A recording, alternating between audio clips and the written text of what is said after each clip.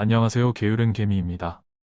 저는 2달 전 흑수저의 자산 성장기라는 영상에서 말씀드린 것처럼 2030년까지 20억의 경제적 자유를 달성하고 은퇴하는 것을 목표로 삼고 있습니다. 해당 영상은 댓글로 링크를 남겨놓도록 하겠습니다. 그럼 은퇴 시점에 저의 계좌 현황과 배당금을 예상해 보도록 하겠습니다. 지금 계획대로라면 2030년 은퇴 시점에 제 현금 자산은 위와 같이 구성될 것입니다. 총 현금성 자산은 20억이고 대략 예상되는 연간 배당금은 6,400만 원 수준입니다. 제 계좌와 와이프 계좌 그리고 자녀 둘로 분산시켜 놓았고 ISA 계좌와 IRP 계좌로 분산하였습니다. ISA 계좌는 2천만 원씩 5년간 총 1억 원이 원금이고 8년 뒤 총 2억 원이 되어 있는 게 목표입니다. IRP 계좌는 연금저축 금액과 합산하여 매년 700만 원까지 납입을 하고 있습니다. IRP 계좌로 매수하는 종목은 아리랑고 배당주 ETF 70%와 코덱스 TDF 3070 30%입니다. 코덱스 TDF 3070을 매수하는 이유는 주식 비중을 그나마 가장 크게 가져갈 수 있기 때문입니다. 저는 앞으로 일반 계좌의 주식을 매도하고 IRP 계좌에 매년 1,800만 원까지 맞춰서 입금하는 것도 고려하고 있습니다. 왜냐하면 나중에 은퇴 시점에 건강보험료를 고려하면 괜찮은 방법인 것 같기 때문입니다.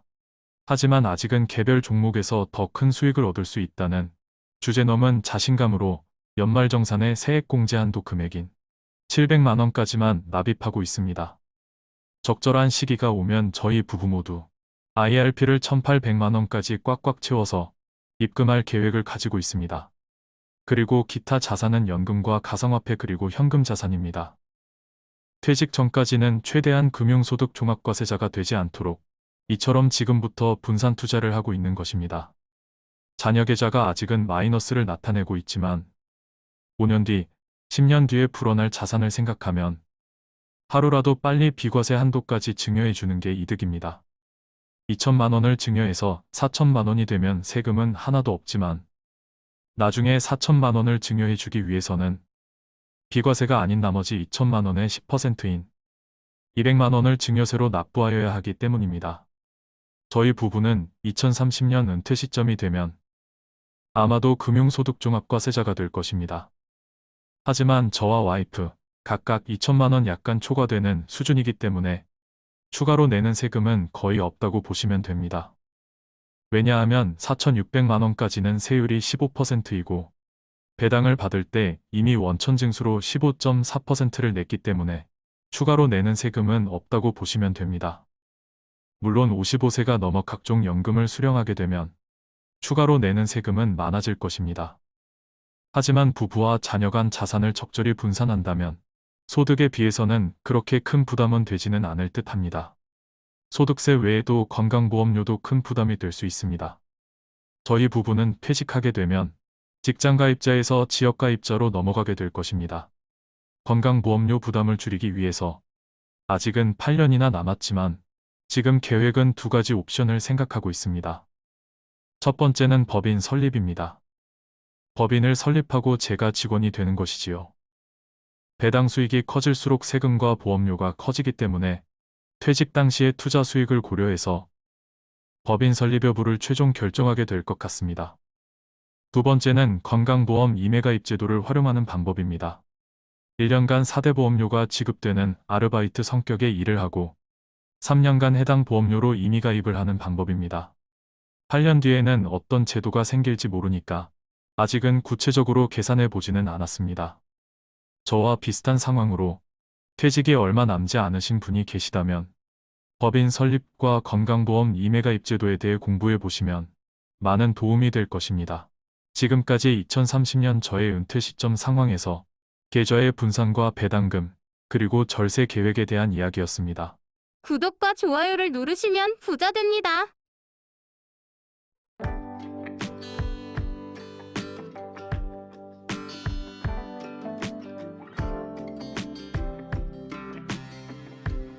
게으른개미 펀드 운용 현황을 말씀드리겠습니다.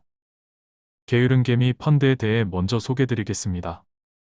게으른개미 펀드는 2020년 5월 시작했고 고배당주, 자산주 등 저평가 가치주를 선정해서 종목당 1억 원씩 투자했다고 가정하고 1년 뒤에 성적을 평가하는 방법으로 진행하고 있습니다.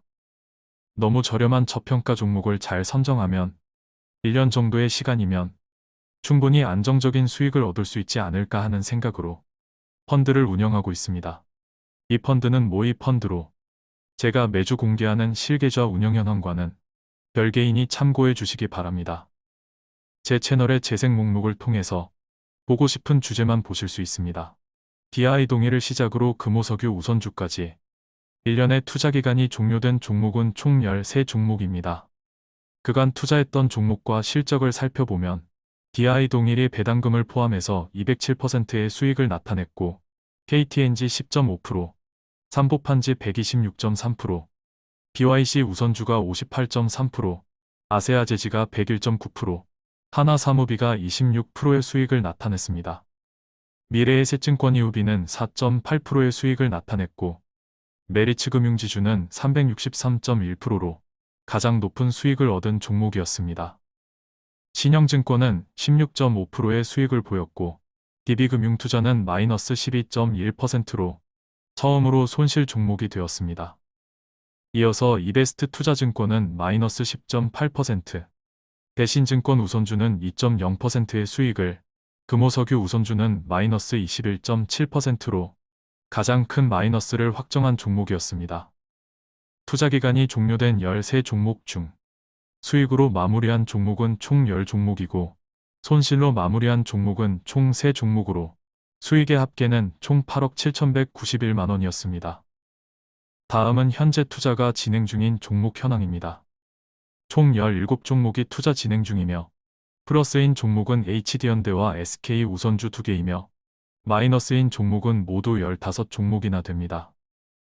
현재 투자 진행 중인 종목의 손익 합계는 마이너스 1억 9,978만 원입니다. 많은 종목들이 이 정도까지 떨어질 종목은 아니라고 생각하는데 주식시장 전반적으로 안 좋은 상황이다 보니 모조리 하락세를 면치 못하고 있는 것으로 보입니다. 주식시장이 좋아질 날을 기대하면서 계속해서 극심한 저평가 종목을 발굴해서 공개하도록 하겠습니다. 현재까지 투자한 종목에 대한 평가액 그래프입니다. 빨간색으로 나타낸 선이 1억을 나타낸 선입니다. 원금이라고 생각하시면 됩니다. 플러스 방향으로는 3배까지 커지기도 하는 반면 마이너스는 아직은 반토막 이상 나는 종목이 없다 보니 평가액 기준으로는 아직은 플러스가 큰 상황입니다. 이게 바로 원금을 지키는 가치투자가 보여주는 성과가 아닐까 생각합니다. 돈 잘 벌고 자산도 빵빵하고 배당도 잘 주는 기업을 선택하면 하방은 탄탄히 지지해주고 상방은 열려있기 때문에 평균적으로 수익이 나는 것 같습니다. 지금까지 게으른개미였습니다. 좋아요와 구독을 누르시면 부자 됩니다.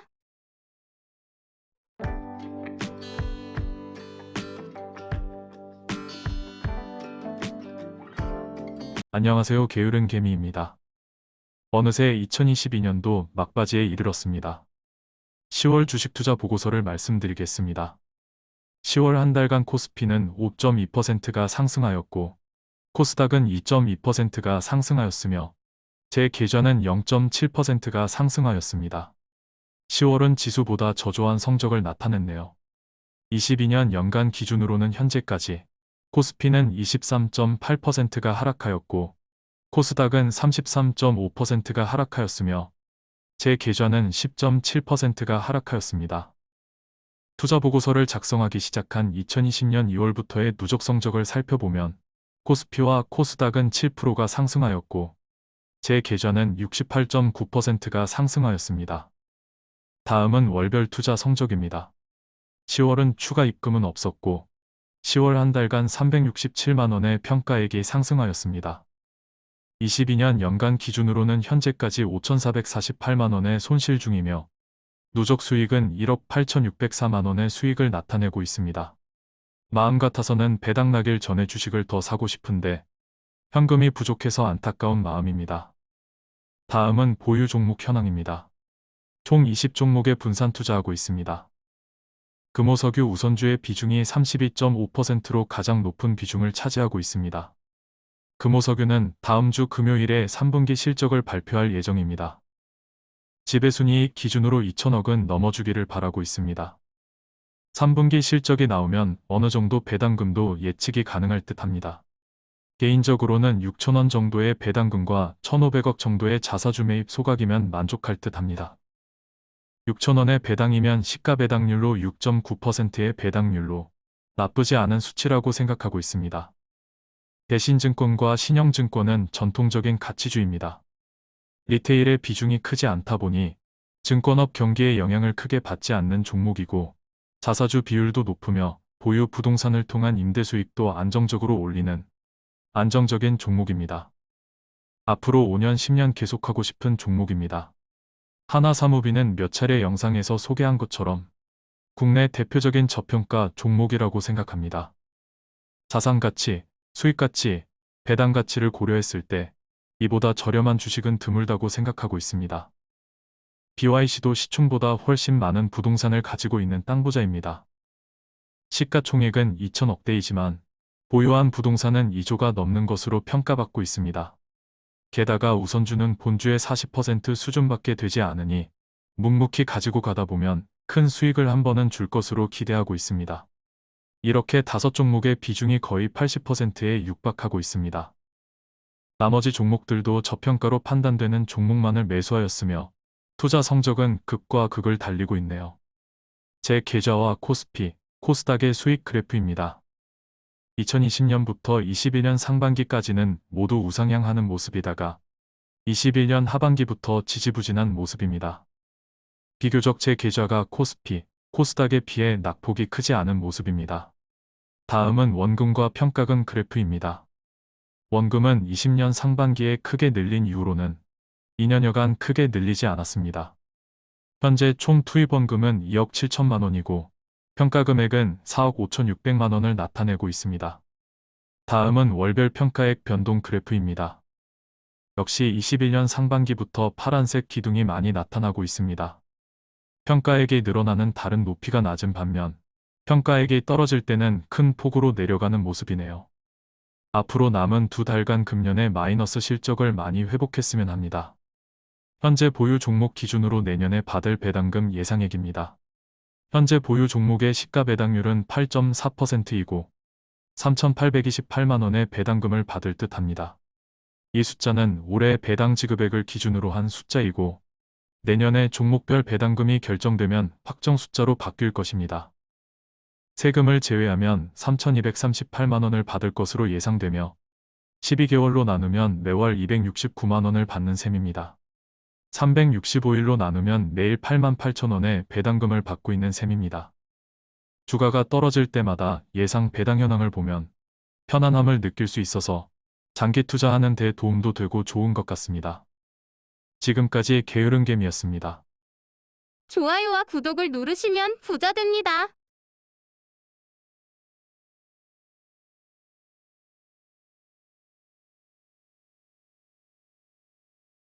주식 투자에 실패한 첫 번째 연예인은 김보성입니다. 의리의 사나이로 잘 알려진 김보성은 2002년 주식을 시작하여 3억의 손실을 보고 원금을 되찾기 위해 레버리지까지 쓰면서 결국 20억을 넘어 100억이라는 돈을 잃고 큰 빚을 진 적이 있다고 밝혔습니다. 그는 당시 통장에 8,000원밖에 없어서 난방도 못하고 살았다고 회상하기도 했습니다. 다행히 그 이후에 빚은 다 갚았다고 하네요. 김보성은 그동안 상장폐지만 4번이나 경험했다고 합니다. 주식 투자에 실패한 두 번째 연예인은 조영구입니다. 리포터 외길을 걸어온 조영구는 연예계 대표 짠돌이인데요. 주식으로 약 11억 원의 손실을 봤다고 털어놓았습니다. 초반에 주식으로 돈을 벌자.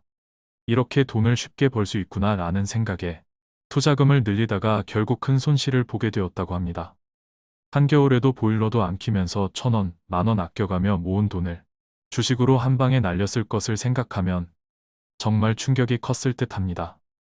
세 번째 연예인은 김용만입니다.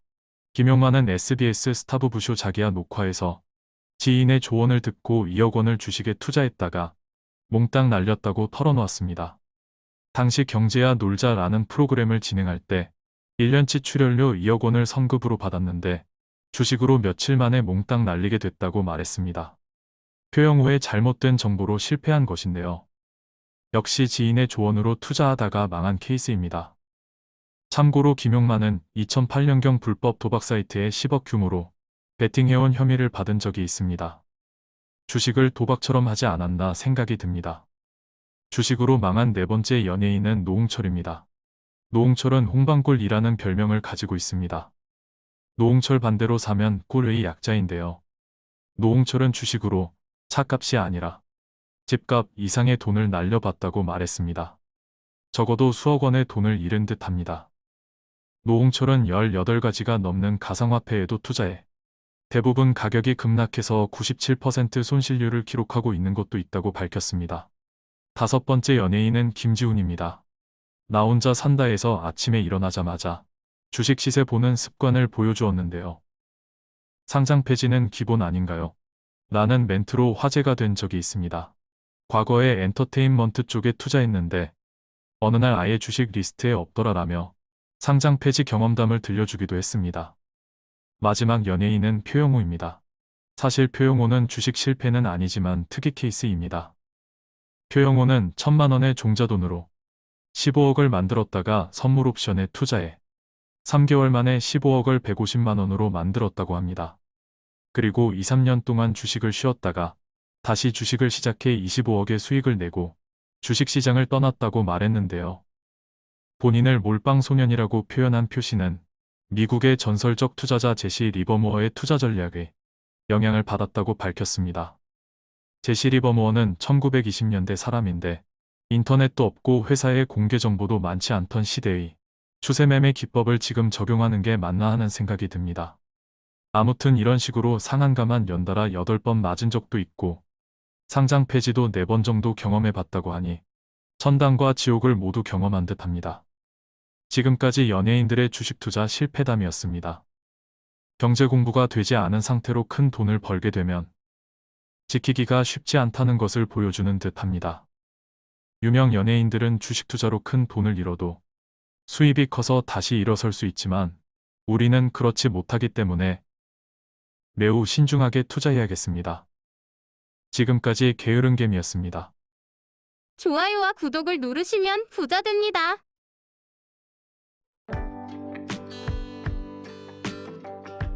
안녕하세요. 게으른개미입니다. 어느새 2022년도 2달 밖에 남지 않았습니다. 10월 4주차 보고서를 작성하고 주식시장은 하루밖에 열리지 않았지만 기록 차원에서 10월 말 주식 투자 보고서를 작성하였습니다.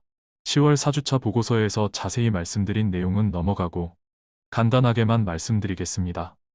10월 월간 기록을 먼저 말씀드리겠습니다. 코스피는 6.4%가 상승하였고 코스닥은 3.4%가 상승하였으며 제 계좌는 0.9%가 상승하였습니다. 10월의 증시가 조금씩 반등하는 모습이었는데 제 계좌는 지수만큼 올라오지 못한 모습이었습니다. 올해 기준으로는 코스피는 23%가 하락하였고 코스닥은 32.8%가 하락하였으며 제 계좌는 10.5%가 하락하였습니다. 투자 보고서를 작성하기 시작한 이후 누적 기록을 보면 코스피와 코스닥은 8.2%가 상승하였고 제 계좌는 69.2%가 상승하였습니다. 다음은 월별 누적 기록입니다. 10월 한 달 동안 426만 원의 수익을 기록하였습니다. 하지만 연간 기준으로는 올해 5,379만 원의 손실을 기록 중입니다. 누적으로는 1억 8,672만 원의 수익을 기록하고 있습니다. 차가운 바람이 불면 배당주가 오른다는 말이 있는데 전적으로 믿는 말은 아니지만 남은 2달간 보유 종목들이 힘을 조금 내주었으면 합니다. 다음은 현재 보유 종목 현황입니다. 역시 거래는 없었습니다. 좋은 주식들을 보유하면서 배당을 받는 게 목적이기 때문에 거래는 거의 없습니다. 간혹 급등하는 종목이 나오면 교체 매매를 하거나 현금이 생겼을 때 계속해서 모아가는 경우 말고는 거의 거래가 없다고 보시면 됩니다. BYC의 2대 주주인 트러스톤 운용자산이 이사회 열람을 통해 내부 거래가 적법한 절차를 거치지 않았음을 확인하고 회계장부 공개 요청을 하였네요. 앞으로 쉬운 싸움은 아니겠지만 계속해서 두들기는 모습을 보여준다면 주식 회사들의 편법과 의식을 개선하는데 조금은 도움이 되지 않을까 기대해 봅니다. 신영증권도 없는 거래량 속에서도 꾸준히 자사주 매입을 잘 해주고 있는 모습입니다. LX 인터내셔널의 계속되는 호실적에 LX홀딩스도 좋은 모습을 보여주고 있는 듯합니다. 내년에는 고배당주로 이름을 올려주길 기대해 봅니다. 다음은 현재 예상 배당금입니다. 현재 기대되는 시가 배당률은 8.4%이고 세금을 제외하고 내년에는 3,238만 원을 받을 것으로 예상하고 있습니다. 매달 269만 원을 받는 셈이고 매일 88,000원의 배당을 받는 셈입니다. 이것으로 10월 보고서를 마치도록 하겠습니다. 감사합니다. 좋아요와 구독을 누르시면 부자 됩니다.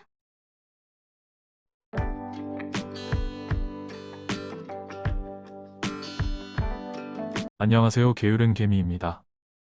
오늘은 지난주 금요일 발표한 금호석유의 22년 3분기 실적을 정리해 보도록 하겠습니다. 먼저 분야별 영업이익입니다. 합성고무 부문의 3, 4분기 영업이익은 840억으로 1000억 밑으로 떨어졌습니다. 경기가 좋지 않다 보니 타이어 수요도 많지 않고 엔비라텍스 스프레도드 계속 약세를 보이고 있습니다.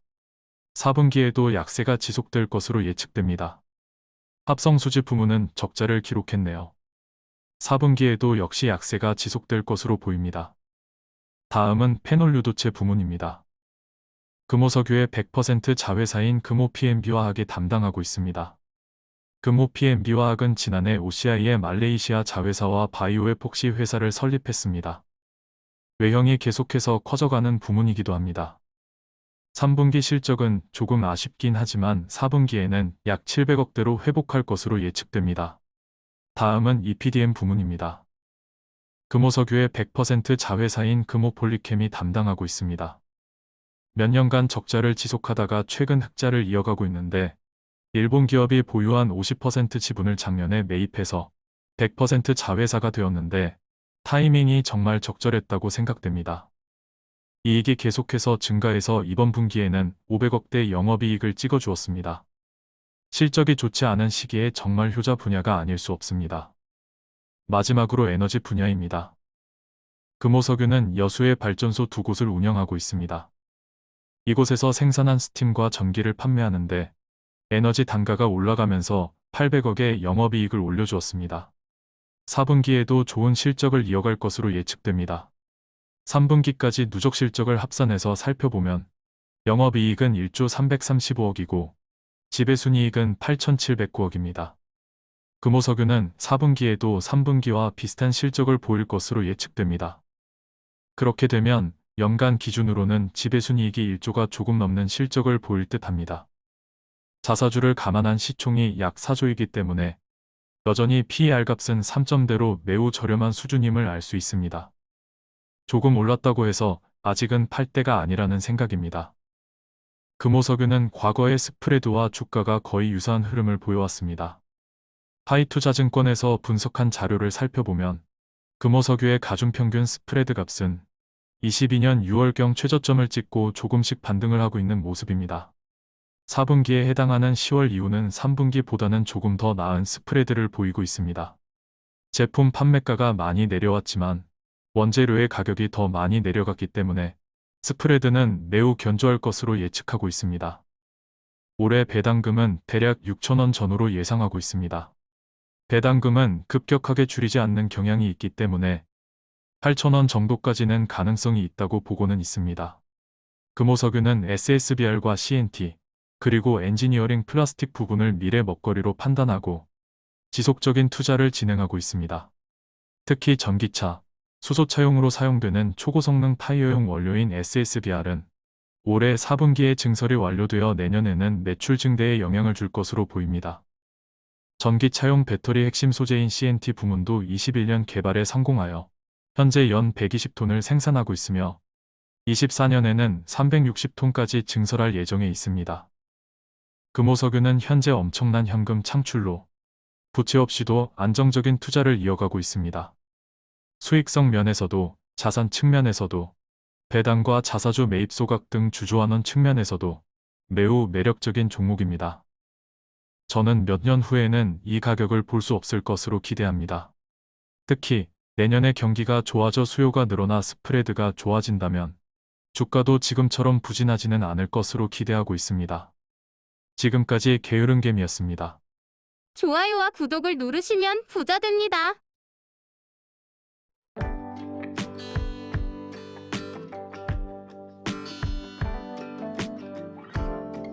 안녕하세요. 게으른개미입니다. 보고서에 앞서 지난 이태원 참사 희생자분들을 추모합니다.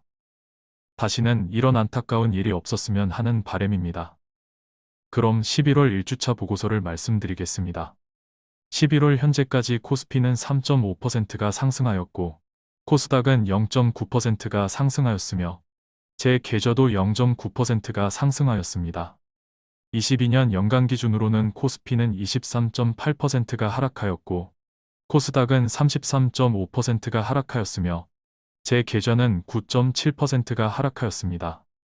투자 보고서를 작성하기 시작한 2020년 2월 이후의 성적을 살펴보면 코스피는 10.8%가 상승하였고 코스닥은 8%가 상승하였으며 제 계좌는 70.8%가 상승하였습니다. 다음은 월별 누적 기록입니다.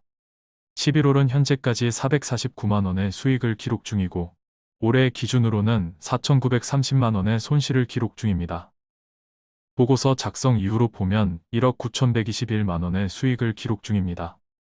다음은 보유 종목 현황입니다. 이번 주에도 거래는 없었습니다. 이번 주에는 제 보유 종목 중 가장 큰 비중을 차지하고 있는 금호석유의 3분기 잠정 실적 발표가 있었습니다. 지난 영상에서 금호석유의 3분기 실적에 대해 지배순이익 기준으로 2천억 정도만 나오면 무난하다고 말씀드렸었는데요. 2,100억 원의 지배순이익을 기록하였습니다. 3분기까지의 누적으로 지배순이익이 8,700억이니 올해 최소한 1조는 넘을 것으로 보입니다. 시가총액이 4조가 안 되는데 1조를 벌었으니 PER 값은 여전히 3점대입니다. 우선주 기준으로는 2점대까지 떨어질 것입니다. 아직도 엄청나게 저렴하다는 것을 알 수 있습니다. 올해 1조, 작년에 2조를 벌었으니 내년에도 1조만 벌면 3년 만에 금호석유라는 회사를 하나 더 살 정도로 벌어들인 셈입니다. 보유 종목 중 네 번째로 비중이 큰 하나도 이번 주 실적 발표가 있었습니다. 3분기 누적으로 지배순이익이 무려 1조 2,354억입니다. 하나의 시총이 2조 5천억이 안 되는 것을 감안하면 정말 미친 실적입니다. 실적이 들쭉날쭉하다는 점과 경영진이 주주친화적이지 않다는 단점이 있지만 그 어떤 이유를 갖다 붙여도 정말 매력적인 가격입니다. 거기다가 하나사무비는 거의 반값밖에 되지 않으니 하나사무비를 사면 손해볼 일은 거의 없다고 봐도 되지 않을까요? 이렇게 저렴한 종목들이 널려 있는 게 한국 시장입니다. 저도 달러의 힘을 좋아하고 미국 주식을 사고 싶은 마음이 굴뚝 같지만 지금 제가 한국 시장을 떠날 수 없는 이유입니다. 지금까지 게으른개미였습니다. 좋아요와 구독을 누르시면 부자 됩니다.